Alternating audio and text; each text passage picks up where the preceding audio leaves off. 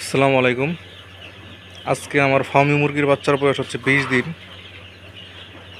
আজকে আমি আমের ডোজ কমপ্লিট করলাম। আগামীকালকে থেকে ইনশাল্লাহ জিঙ্ক চালাবো। জিঙ্ক ফার্মি মুরগির উঠতি বয়সে অনেক উপকার করে, সেটা হচ্ছে পালক গজানোর জন্য সাহায্য করে, আর পালকের যে একটা অরিজিনাল কালার সেটা আসতে সাহায্য করে, আর হাড় গঠন মোটা তাজা খুব দ্রুত আসে। এখন পর্যন্ত আমার 450 পিস মুরগি, আপনাদের যেহেতু বলছিলাম অ্যান্টিবায়োটিক মুক্ত পালন করতেছি, 450 পিস থেকে 2টা বাচ্চা আমার মারা গেছে ব্রুডিংয়ে। হঠাৎ ঝড় বৃষ্টির ভিতরে একটু সমস্যা হয়েছিল, এছাড়াও বাকি সব কিছু ঠিকঠাক আছে।